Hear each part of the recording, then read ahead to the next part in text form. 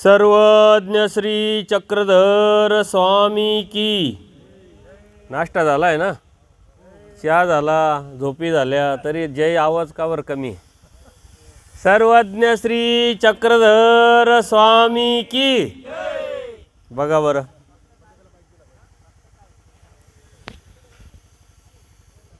ब्रह्मविद्या निरूपण 16 सर्वज्ञ सेवा वासनिक मंडळाच्या वतीनं ढोऱ्या डोंगर येथे कार्यक्रम जो चालू आहे त्याचा आज दुसरा दिवस आहे। कौवल्यवासी तपेश्वराज दादा पंजाबी या सभागृहामध्ये कालपासून आपण हा कार्यक्रमाला सुरुवात केली। सकाळचं सत्र झालं, दुपारचं सत्र झालं, संध्याकाळी वासनिक सत्र पण झालं। अशाच पद्धतीनं पुढे आजपासून उद्या परवा 1 तारखेपर्यंत हे कार्यक्रम चालू राहणार आहे। काल आपण संहार प्रकरणाचे 2 सूत्र बघितले आणि त्या सूत्रांच्या माध्यमातून आपल्याला अंदाज आला असेल की या सृष्टीमध्ये आपलं अस्तित्व काय, परमेश्वरांनी हे प्रकरण सांगण्याचा उद्देश काय आणि त्यातून आपण काय समज घ्यायची, त्या समजातून आपण आपल्या जीवनामध्ये बदल करून आपली आध्यात्मिक प्रवास कसा करायचा आहे, कोणत्या हेतूने, कोणत्या विचाराने आणि कोणत्या कृतीने, हे आपण समजून घेतलं। परमेश्वर प्रवृत्ती माया सृष्टी संहार करे। परमेश्वराच्या प्रवृत्तीने माया ही देवता आहे, ही संहार करते आणि संहाराची जी प्रक्रिया आहे, खालची देवतेचे जे मळ आहे ते वरच्या देवतेत विलया जाय म्हणजे तत्समान होतात आणि असंच आता पुढचे जे देवतेचे मळ आहे ते पुढच्या देवतेमध्ये विलया जातात म्हणजे तत्समान होत शेवटच्या मळापर्यंत ही प्रक्रिया चालू असते आणि त्यानंतर या सृष्टीचा संहार होतो। इंद्रिय अंतकरणी विलया जाय। आता इंद्रिय जे आहे हे सत्य, कैलास, वैकुंठ आणि शराब्दी या 4 स्थानाचे 9 कोटी देवतेच्या मळाचे नाव आहे। 9 कोटी 1.25 लाख देवतांचे मळ ते अंतकरणात म्हणजे अष्टभैरव हे मळांचे नाव आहे। अष्टभैरवांच्या मळाचं नाव काय आहे? अंतकरण। याच्यात विलया जातात म्हणजे तत्समान होतात।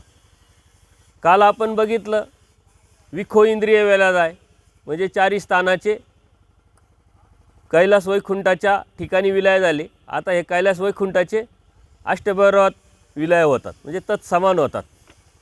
अर्थात या इंद्रिय पदामध्ये शय्या ही येतो।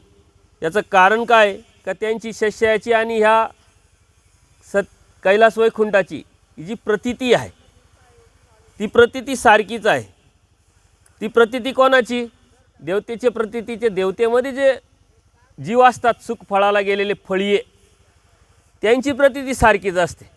काय प्रतीती असते? पुण्यातो आलो परंतु आता जाणार नाही अशी मानसिकता त्यांची असते आणि या दोन्ही देवतेच्या फळीयाला म्हणजे सुख फळाला गेलेल्या जीवाला अशी मानसिकता असते आणि म्हणून या अन्य लोक या वैकुंठालाच मोक्ष म्हणतात, वैकुंठवासी म्हणतात की नाही। तर ते या अनुषंगाने आणि आपल्याकडे ही 4 कर्मफळामधला जो मोक्ष आहे तो मोक्ष हाच आहे। का मोक्ष म्हटलं की त्याचं सुख फळाचं जे वेळ आहे ती जास्त आहे म्हणून त्याला मोक्ष म्हटलं कर्मफळाला। तसं परमेश्वराने सांगितलं जो तसा मोक्ष, तो मोक्ष हा नव्हे कर्मफळातला। परमेश्वराची प्राप्ती तिथं परत येणे नाही आणि याचं जे आहे हे कधी ना कधी ते येणंच आहे। च्युती हा दोष, त्याच्यामुळं कधी ना कधी त्याचं मग लाख वर्षाचा असो, कोटी वर्षाचा असो, ते लिमिट कधीतरी संपणार आहे। फक्त त्या सुखाची जी वेळ आहे ती जास्त असल्यामुळं त्याला मोक्ष म्हटलं गेलेलं आहे आणि या दोन्हीही फळी यांची प्रतीती सारखी असल्यामुळं यामध्ये या विश्वदेवतासुद्धा येतात म्हटले। तर खालील मळ हे कार्य म्हणजे वरील मळ कारण आणि खालचे मळ जे आहे ते कार्य म्हणजे वरच्या मळाच्या याच्यानुसार खालचा मळ त्यात तत्समान होतो ना, म्हणजे कार्य, कारण आणि कार्य इथं सांगितलेलं आहे। तर वरील मळ हे कारण असतं आणि खालील मळ हे कार्य साधावया म्हणजे कार्यकारणी विलया जाय असं सूत्र आहे ना। कार्य कारणीविलयच आहे. कार्याचा जो आहे कार्यप्रपंच, काल आपण बघितलं कार्यप्रपंच आणि कारणप्रपंच. तसं एक कारण असतं आणि त्या कारणाला कार्य होत असतं. कारणाशिवाय कोणतीच गोष्ट कार्याला येत नाही, हा सिद्धांत आहे. कोणतीही गोष्ट घ्या, जगातली, भौतिक जगातली, या सायन्सच्या जगातली कोणती तरी गोष्ट झाली, त्याला कारण असतं काहीतरी, परंतु या कारणापर्यंत सर्वसामान्य माणूस पोचत नाही. म्हणून आपण काय म्हणतो, अरे चमत्कार झाला. तर चमत्कार वगैरे असं काही नसतं. कारणाशिवाय कोणतीच गोष्ट कार्याला येत नाही. जर सिद्धांत आहे तर मग चमत्कार होतील कसे? चमत्कार एकच होतो आणि तो परमेश्वरच करतो. तो कोणता? ह्या जीवाला बोध देऊन बदलवणं. जीवामध्ये बदल होतो ना. मायेच्या तमात असलेला जीव, निद्रिस्त अवस्थेत असलेला जीव, परमेश्वराने त्याला मायेकरी चेतवलं, प्रपंचात आणलं, प्रपंचात आणून ज्ञान दिलं, बोध दिला. ज्ञानाच्या बोधाच्या माध्यमातून त्याच्यात बदल होतो आणि त्या बदलातून तो कृतीवर गेल्यानंतर त्यात बदल परमेश्वरापर्यंत जातो. हा जो बदल आहे हाच चमत्कार आहे. तो कोण करू शकतो? तो फक्त परमेश्वर करू शकतो. बाकीचे हे जे चमत्कार आपण इकडे तिकडे जे म्हणतो, हे चमत्कार तसे नसतात. त्यांचे त्या विद्येचे कार्य असतं, सामर्थ्याचे कार्य असतात, पण त्याला काहीतरी कारण असतं आणि त्या कारणाशिवाय कोणतीच गोष्ट कार्याला येत नाही. आता इथं सुद्धा कार्य जो आहे तो कारणीविलय जातो. म्हणजे सिद्ध करण्यासाठी वचनी पुन्हा इंद्रिय पद का उच्चारले म्हटले तर विखोचे मळ कार्य आणि इंद्रियाचे मळ कारण. म्हणजे खालचा मळ जो आहे तो कार्य आणि वरचा मळ कारण. आता हेच उलटं होईल संसरणाच्या बाबतीत, कारण आधार लागतो ना पुढे यायला. तर मग पुढचं जे आहे कारण आणि पाठीमागचं कार्य, इथं काय आहे? पाठीमागचं कार्य, पुढचं कारण आहे. हे उलटं होत असतं. हे जर तुम्ही आयडिया वापरली ना, ते समजून खूप सोपं घेणं आहे. आता बघा, अन्यवृत्ती आपल्याला कशी सांगितली? खालून वरती गेले ना अन्यवृत्ती सांगताना परमेश्वरांनी. पहिले कर्मची देवता सांगितली आणि वरची देवता चैतन्य देवता सांगितली. आता आपण याच्यामध्ये विद्यामार्गात गेलो तर विद्यामार्गातलं जे आहे ते जर उलटं केलं अन्यवृत्ती, तर विद्यामार्ग आणि अन्यवृत्ती तुमची लगेच लवकर कव्हर होऊन जाते. 1 विद्या 2 विद्या 8 विद्या, 1 विद्या ती ब्रह्मविद्या. अन्यवृत्तीमध्ये सर्वात शेवटी काय सांगितलं? चैतन्य परमेश्वर तोच देवश्री चक्रधर. म्हणजे 1 विद्या ती स्वामी श्री चक्रांची म्हणजे परमेश्वराची. 2 विद्या याची आता उलटी करा अन्यवृत्ती. उलटी केली म्हणजे चैतन्य आणि विश्वची त्या 2 विद्या. तर ह्या आयडिया या ब्रह्मविद्याशास्त्रामध्ये आपल्या बुद्धीनं वापरायचे असतात आणि तेव्हा ते समजतं. असं जर केलं ना तर त्याला घोकणपट्टी म्हणतात. घोक करायचा, पाठ करायचं आणि 2-3 वर्ष गॅप जर पडला, 2 वर्ष कशाला पडतो, महिनाभर गॅप पडला का त्याच्या डोक्यावरून जातं. जर आयडिया वापरल्या ना तर ते कायमस्वरूपी डोक्यामध्ये सेव राहतं. त्याच्यासाठी मी काही आयडिया वापरत असतो. सूत्र पण तयार केलेले असते. 4 2 1 2 म्हणजे 4 देवता खालच्या, त्याच्यावरच्या 2, परत 1 अष्टभैरव आणि ते म्हणजे शाक्ते अन्नव महान्नव जे आहे त्या अनुषंगाने त्याची जे मळाचे नावं आहे तर या अनुषंगाने लक्षात येतं. तर देवतेचे जो वर्ग, देवतेचा आपण जे सत्संग घेतले त्याच्यामध्ये या साऱ्या गोष्टी सांगितलेल्या. म्हणून ते देवता वर्ग समजला का हे गोष्टी समजणं खूप सोपं जातं म्हणले. दोन्हीचा अर्थ कळवण्यासाठी हे थोवे, परत्वे, नीच मळ आणि उच्च मळ सादृश्य होतो. म्हणजे काय? एक सतत समान होतं. आता हेच पुढं येत राहील. खालचे देवता वरच्या देवतेच्या मळामध्ये जाऊन तत्सदृश्य होतात. खालच्या देवतेचं अस्तित्व संपून जातं. वरचे देवता परत वरच्या देवतेच्या अनुषंगाने मळ होतं. कारण सिस्टम आहे ना, चालली आहे ना. तर त्या पद्धतीनं हे आपल्याला पुढं जावं लागणार आहे. तर अंतकरण, आता हे जे आहे इंद्रिय अंतकरण, अंतकरण ही वरची देवता. आता अंतकरण पुढची देवता काय आली? अष्टभैरव. अष्टभैरव देवताला मळाला अंतकरण म्हणतात. तर त्याला अंतरी आनंद असतो. म्हणजे पदार्थाचा उल्लेख केला तर त्यांना अंतकरणाने गुढी येते म्हणून त्याला अंतकरण म्हणतात. तसं विखो हे काय? तिथं विषयाच्या अनुषंगाने गोडी येते म्हणून त्याला, इंद्रियाच्या अनुषंगाने विषयाची गोडी येते म्हणून त्याला विषय म्हटले. इथं अंतकरणाने त्या फळ्यानं अंतकरणात गोडी येते नुसतं चिंतन केल्याने म्हणून त्याला अंतकरण म्हणतात. म्हणजे या देवतेच्या मळाला अंतकरण का म्हटलं, विखो का म्हटलं, इंद्रिय का म्हटलं, याच्या पाठीमागचे कारणंसुद्धा आपण समजून घेतलं तर सोपं होऊन जातं. त्यांचं कार्य त्या पद्धतीचं आहे. त्याच्यामुळे त्याला नावसुद्धा ते दिलं. असं मनात आलं द्या याला हे नाव, मला ते द्या असं नाही आहे.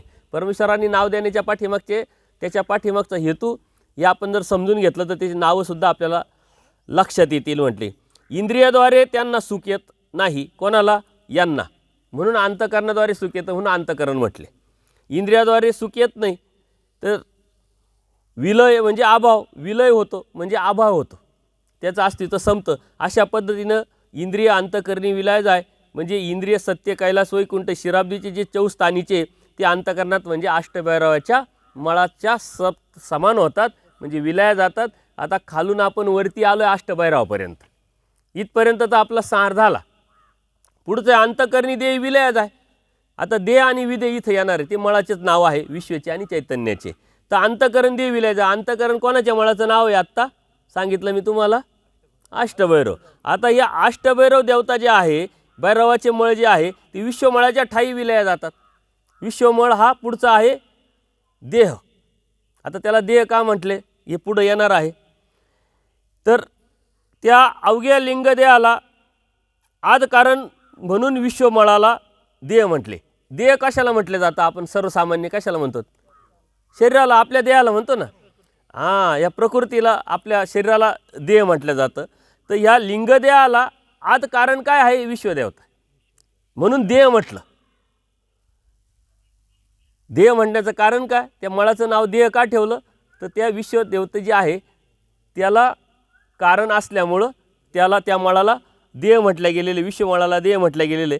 तर सर्व मळांच्या अगोदर विश्वाचा मळ रचला आधी, म्हणूनही त्याला देह म्हटलं गेलं. म्हणजे दोन कारणं सांगितले त्यांनी.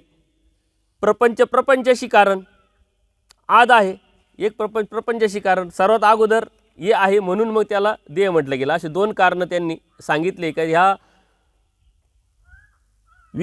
विश्वाच्या देवतेला देह का म्हणावं. तर त्याचे दोन कारण त्यांनी सांगितलं का आपल्या देहाला कारण आणि विश्वालाही कारण, अशा पद्धतीनं म्हणून त्याला देह म्हटलं. तर देह कारणाने तसंच मळही कारणाचा म्हणून विश्वाच्या मळाला देह म्हणावे. अजून तिसरं कारण त्यांनी सांगितलं का देह जे कारण आहे त्याचं मळही कारण. तर विश्वाच्या मळाला देह कारण म्हणण्याचं कारण काय? का देह कारणाने मळही कारणाचा, म्हणजे ह्या देहा कारणामुळंच मळाचा नाश होत असतो. कारण देहामध्ये मळ आहे ना. मळ कुठं आहे? मळ अशी विशिष्ट वेगळ्या ठिकाणी नाही, देहाच्या आधारानेच मळ आहे ना. कारण आपण आता संसार प्रकरणामध्ये ते येणार आहे की ते मळ घेतच आपण खाली येतो आणि हे मळ आता सोडत सोडत आपण वरती चाललो आहे. त्याच्यामुळं देहाच्या आधाराने मळ आहे, म्हणूनही त्याला मळाचा आधार काय? देह, आणि देहाचा आधार काय? विश्व देवता, म्हणून त्याला देह म्हटलं गेलं. असे तीन कारणं त्यांनी सांगितले, तीन चार कारणं सांगितले. तर सूक्ष्म आणि स्थूळ अशा दोन्ही प्रपंचाचं एकाच वेळी सामर्थ्य अग्नी लागतो म्हटले. आता इथं दोन्हीही सूक्ष्म आणि मळ, आता हे याच्यामध्ये येणार आहे सूक्ष्म प्रपंच आणि स्थूळ प्रपंच.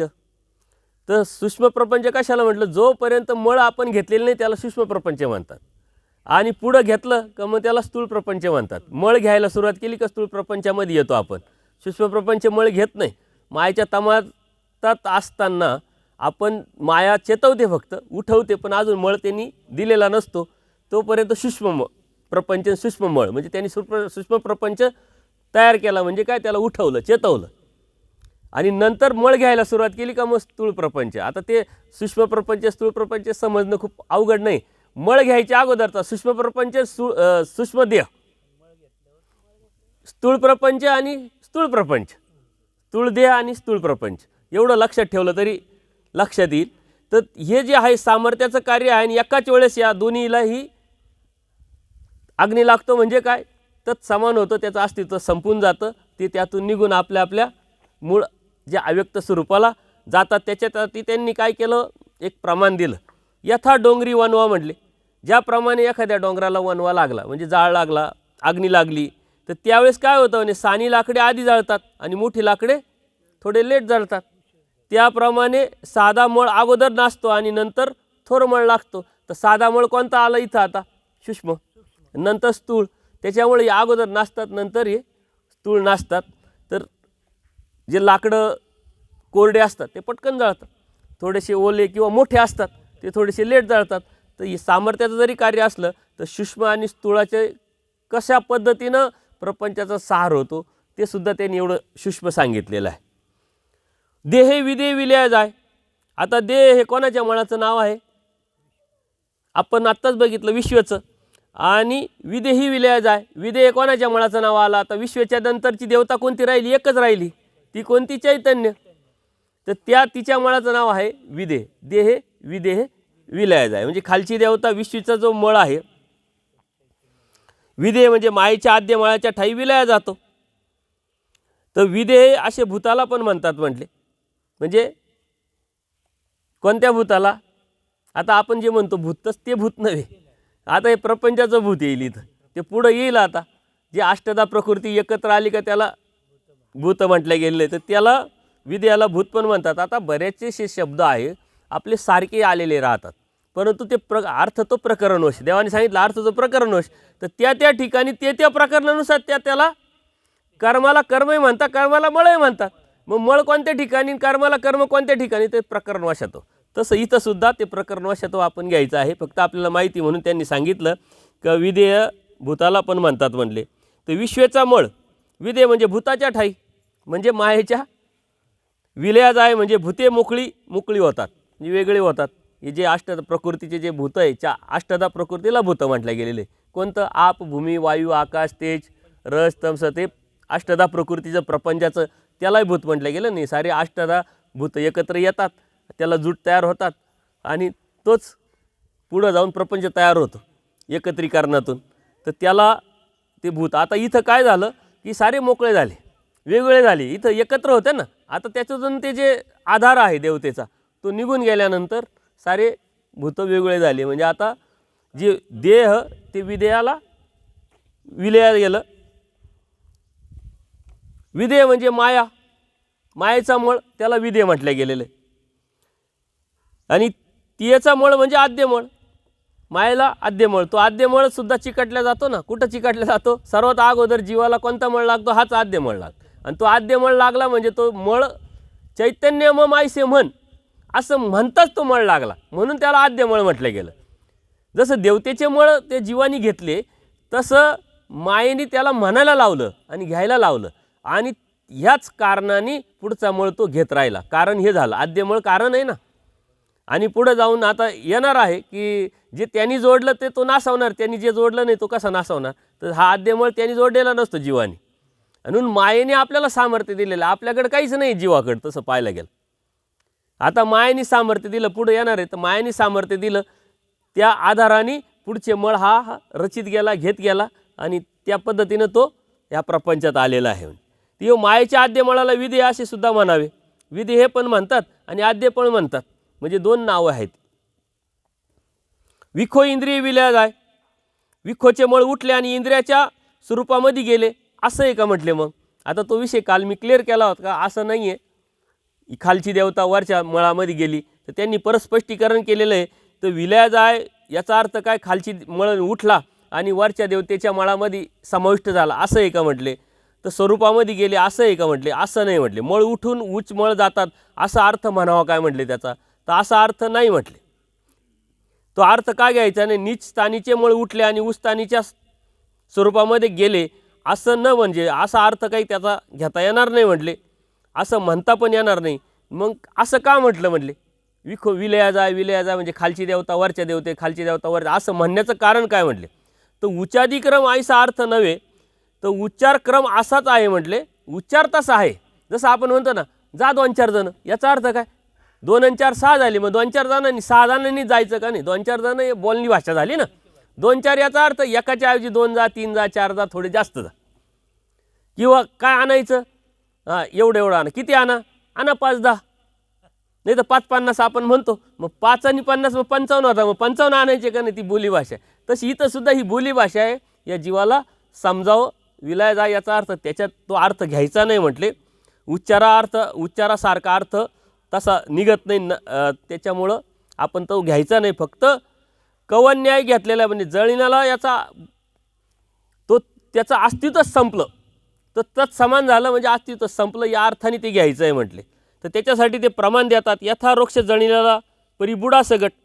तर आडवा पडलेला जो एखादा आता वृक्ष आहे बघा, असा आडवा पडला समजा आणि त्याला जाळ लागला आता जाळ लागला तो जाळत जाळत जळत जळत जाईल, परंतु त्याची जी राख आहे ती शेंड्याची बुडाला आणि बुडाची शेंड्याला जाईल का?